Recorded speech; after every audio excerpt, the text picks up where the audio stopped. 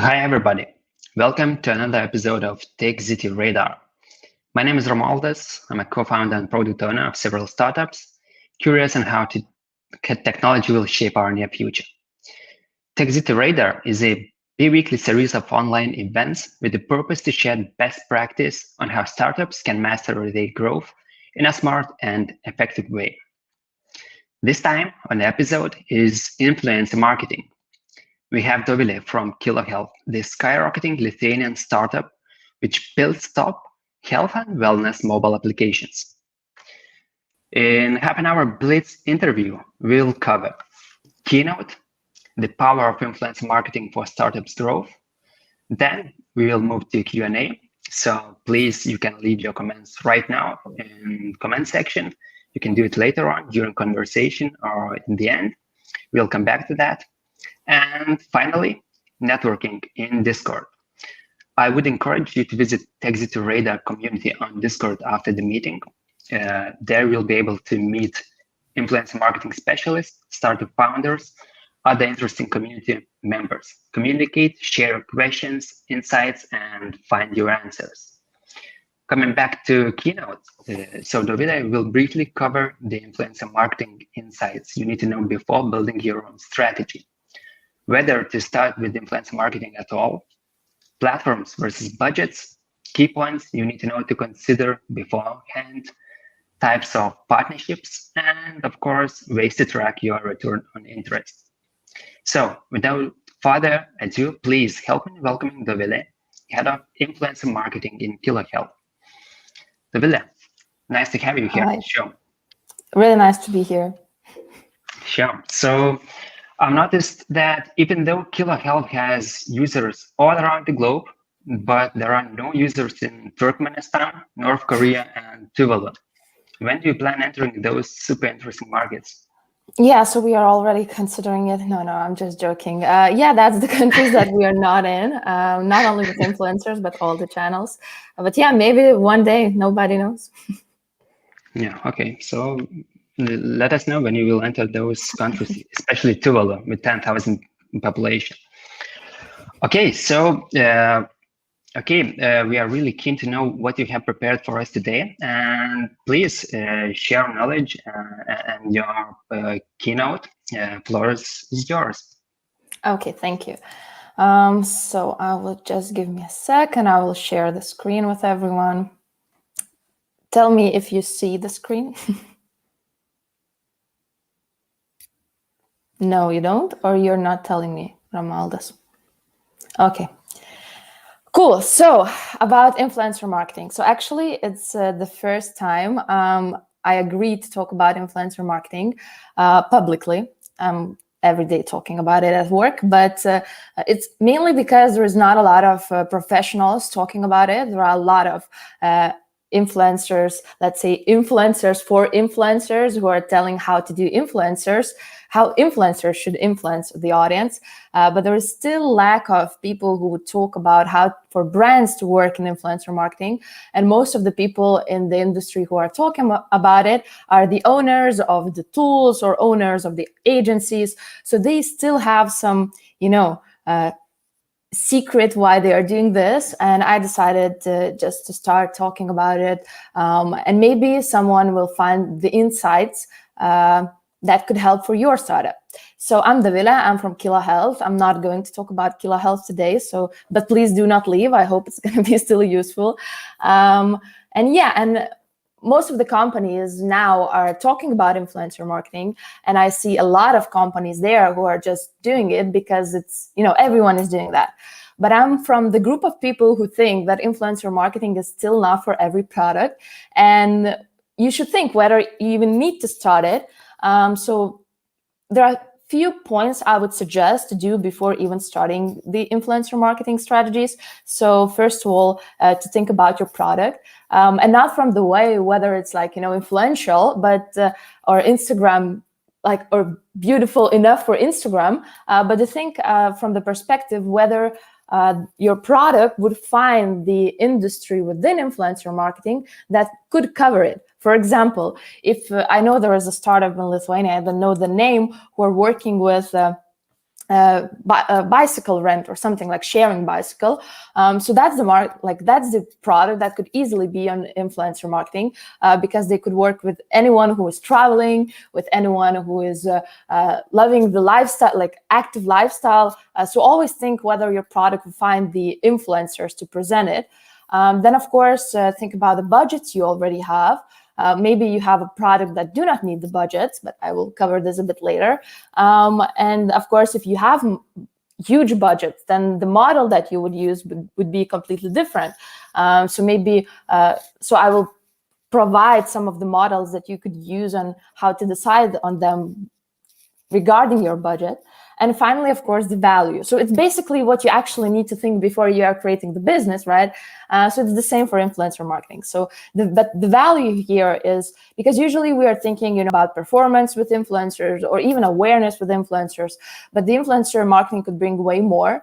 And even a few days ago, Google created the video, I could share it after this in this Discord networking, about how much of the traffic, so 4 times more traffic, is not tracked in influencer marketing. So you do not know around 80% of the power that influencer marketing is actually creating, but you still could see the value. For example, if you are targeting Lithuania, you would see that there's, like Eneba now is doing, you could take only few influencers and you could cover the whole market and create a momentum. And we saw not only Eneba, but also brands like About You entering the market with the whole influencer marketing campaign, covering basically everyone who's on social media. So that's an amazing way we could do this. So the value could be not only the actual sales, but the momentum that could help for your other channels to decrease the CPA, to increase the engagement with your social media or whatever. Then, of course, when you know whether you want to work with influencers or not, so there are a few partnerships that you could use. So first of all, an exchange to product. So I would suggest this strategy for people, like for startups that have very valuable product, or the product that not necessarily has a high price, but for example is stronger, has a very attractive product. And an influencer in this case would be more willing to take the product in exchange of promotions. Of course, we should not forget that these partnerships are for smaller influencers, and this would take way more time because not all the influencers agree to work in exchange of products, so it takes more time. But I know Lithuanian companies, Lithuanian startups who did amazing job and earning hundreds of, not hundreds, but tens of thousands of euros a month. So this is the way you could actually start if you do not have a huge budget and you have a very nice product. Then the other one is CPA deals. So these are for, I would say, companies that are well known and the brand is well known, and as an example, Audible or Organic Basics. So their audience already knows about this brand, and this is when influencers agree to work with you because they know that their audience is already familiar and they would probably buy, so they're more willing to share your message to their audience. If your brand is not known, then it's a bit harder. I'm not saying it's not possible, because there are companies who are doing this successfully, but I would say it's harder, and you will see some problems while scaling this, because influencers in this case needs to trust your brand more than basically it's already created. So it's a bit slower process. And then, of course, we have fixed payment campaigns. As I said, Eneba is doing this, and a lot of companies are doing this. And I'm not saying it's a bad campaign or, it's or something is wrong with this, but usually everyone is afraid of fixed payment campaigns because it's riskier than the other two. But there is a huge differentiation here. In exchange to product campaigns, or CPA deals are less risky, but they are way longer and the scale is way slower, and you really need to take some time to actually do this in a huge scale. If you want to create a momentum, if you want to, if you have cash for this, especially, and if you want to enter the market, usually fixed payment campaigns are the way to go, and you could basically enter any smaller market with a huge boom. And of course, when you have all these models, so which of the platforms to use? And I know there is like tons of influencer platforms, for Snapchat to Clubhouse even, but I took these three because these are the three that companies are usually coming to me and asking whether they need to do this or not. So YouTube is for bigger budgets. Basically, if you have a bigger budget, I would offer for you to do YouTube, because the lifetime value of the content is way longer. So after 1 year. But of course, it's and also it's easier to track. But at the same time, the RAB probs are very long and the prices are very high, so it's hard to test it. And you really need a lot of it's usually for the fixed payment campaigns. Then Instagram as the platform for testing, it's not that expensive as YouTube would be. And if your audience is working for Instagram, I would suggest to start with it. And it's working for smaller campaigns. It's a very well kind of channel for campaigns with CPM. So that's the way to go. And of course, there was TikTok. And a lot of companies are coming and saying on TikTok, and a lot of you can do this, and this is amazing. There's only a few of them who they would say that, no, TikTok is not for performance at this moment. It's very cheap. If you want to create branding, it's amazing, especially for the performance campaigns. It's still, and of course, KPIs for this. So first of all, audience reach. And audience engagement is for branding campaigns. And I would highly suggest, if you're working with Instagram, to ask your influencers to ask me. And in this case, you would not only see their actual reach with the ability to share your audience through Facebook advertising, so you could reuse it afterwards. Then their audience, not the content, their audience afterwards. And of course, sales amount and ROI is for the performance campaigns.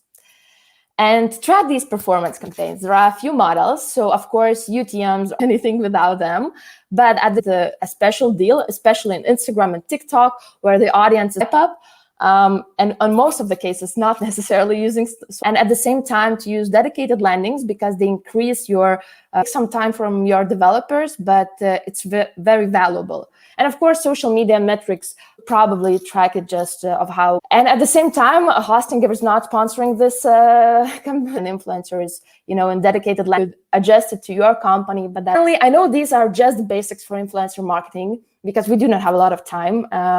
But I wanted to give some of the mistakes I usually see are done. David Dobrik and all the allegations about happens. You at least want to be very quick to give the statement, could create an impact.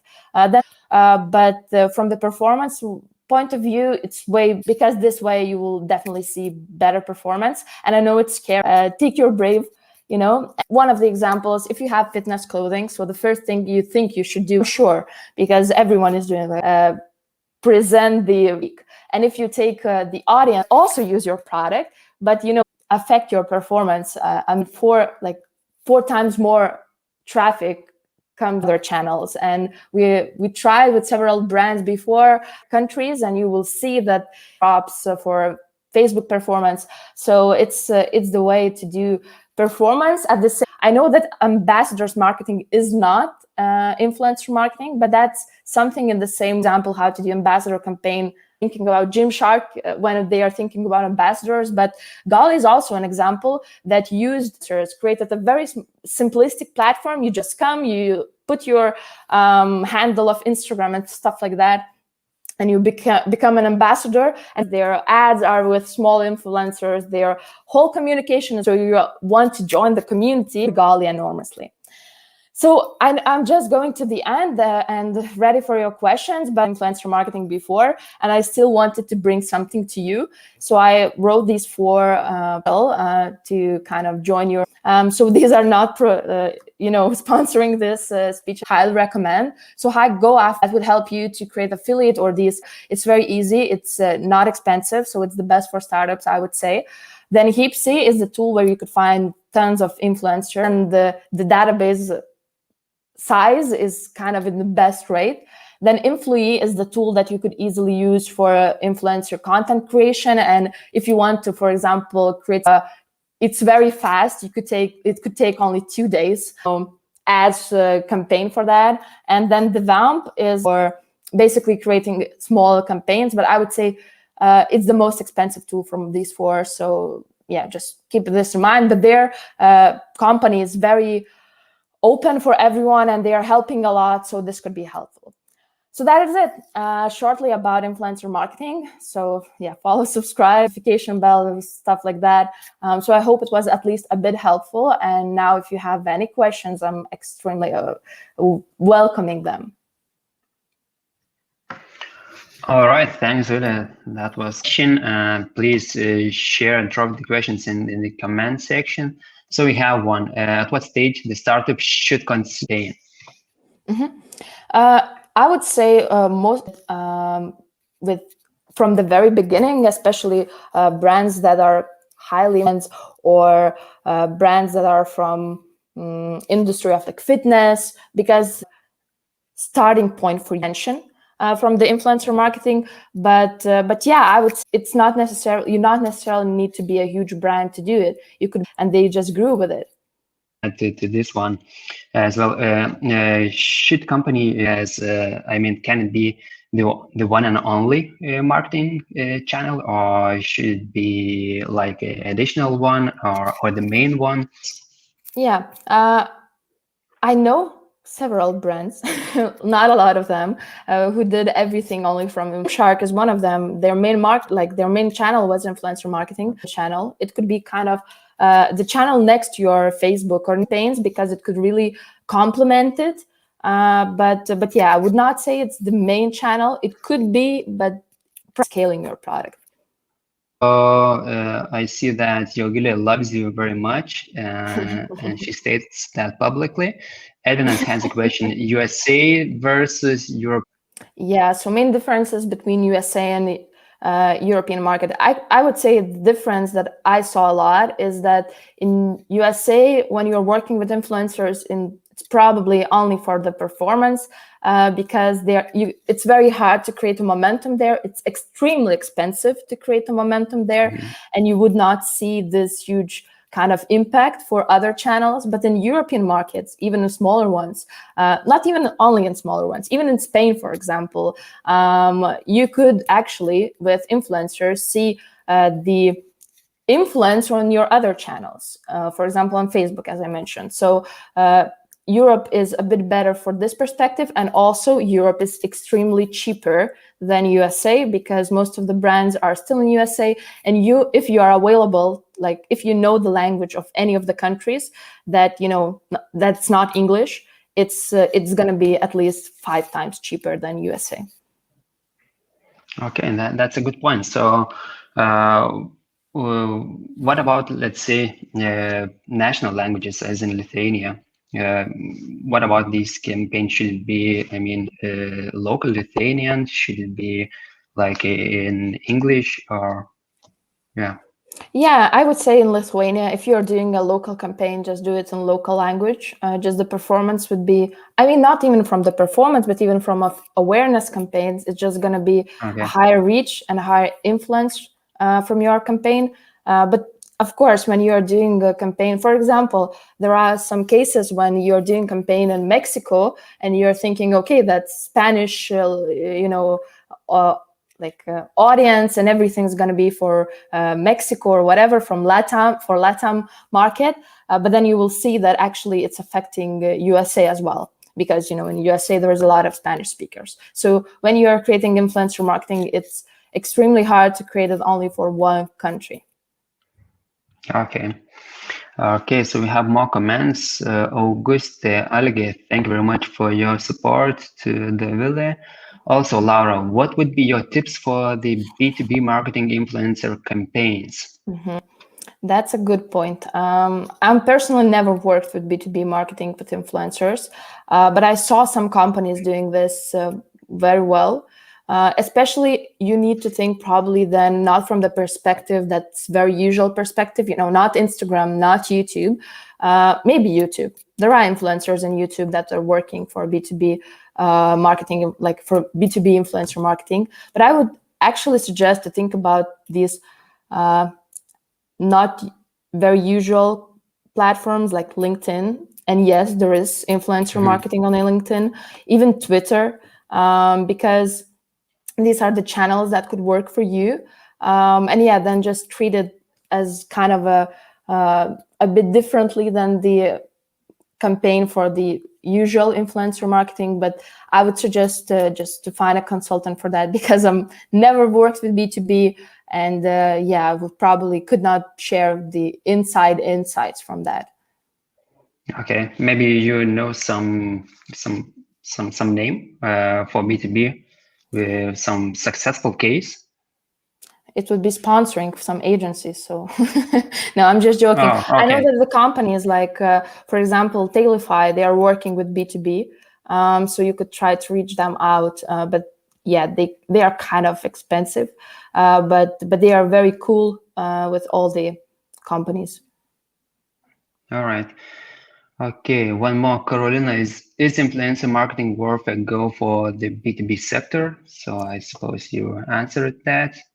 I could say that it could be it's worth to go, but it's not going to be your main channel, so it's not going to affect you enormously. But for example, in Lithuania, we see that some of the companies are doing this with influencers like Bartuševičius Mantas. So that's the way to go. But yeah, it's harder to find influencers and harder to scale this. Okay. Next, Martinez, do you think that influencer marketing can be applied to investment sector? Yes.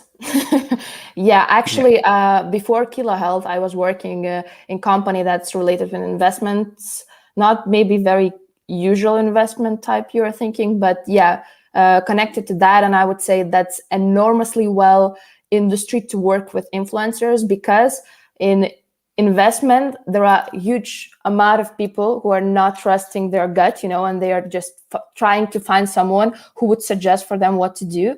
And then in platforms like Twitter, for example, there are influencers who are just every day kind of commenting what to do, what not to do. And you could work with them with influencer marketing campaigns, even with CPA deals. And I've done it before, so it's really working. Okay. Next one, Giedris.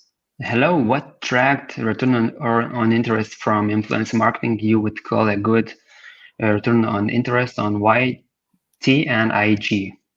Yeah, it's hard to answer because it depends on what kind of scale you have. If you're just starting, if you're using a product to influence, like product to in exchange to product campaigns, that I would say around 10 at least, when you're including the COGS for the pricing part.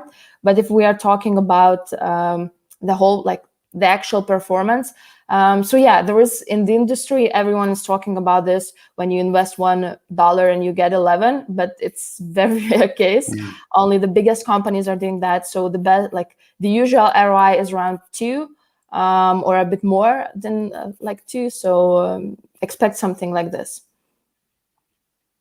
Okay. Yeah, or videos. Do you like to do one-off campaigns or prefer a long-term cooperation? Definitely long-term cooperation, especially if you find influencers that are, I would suggest, first of all, try with one-time campaign, and then you would see whether the influencer is performing or not, because from the previous data that you see, you will not know that. Like, it's impossible to guess, probably. And when you see whether this influencer is working, just sign for at least 3 months or even more, and yeah, long-term cooperations are usually working. And for most of the brands, actually, the first time campaign is even an ROI is the lowest one, and with the second launch with the same influencer, you will see the increase, and with third, it's again the increase. But again, it depends on the industry, so not all the industries had the same pattern. Okay, and could you break down let's say one-off campaign and long-term campaign? So one-off could be like, I don't know, fixed budget campaign for fixed period. So what is that period like? Yeah, one-off campaign is basically when you take the influencer and you just agree that he or she creates one video or one integration or one content or whatever, and then you're working with fixed model. But if it's working well, then you could just sign a contract and just agree on the terms that for some amount they will just redo it. Okay, and long term? It's about half a year, or what? Yeah, some of the usually companies are taking from 3 months to half of the year, but some of the companies are taking exclusivity of the influencers that competitors could not work with them, and then signing for 1 year or more, especially if they see that the influencer is a very good, from the value perspective, representative of the brand. Okay.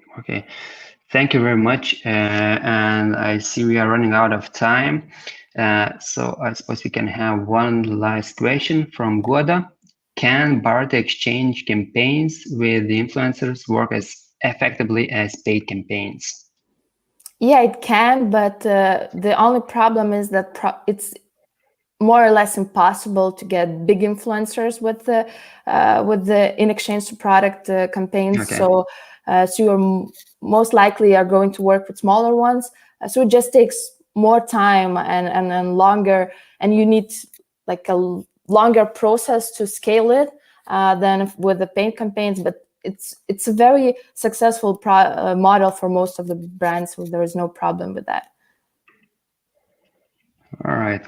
Okay, so thank you very much. Thank you for the lots of questions we had, and it was very interesting, to discuss. And I just want to remember you that now we can move to Discord. The link is here in the comments. We can continue our discussion. There will be Dovilė. There will be other members of the community. And I just want to remind of the next event that we are having here. So it will be on 8th of April, and we will cover a theme of time management. Yes, so for now, I suppose we are running out of time, and keep discussing in Discord. Thank you so much. Thank you. See ya. Bye. Bye.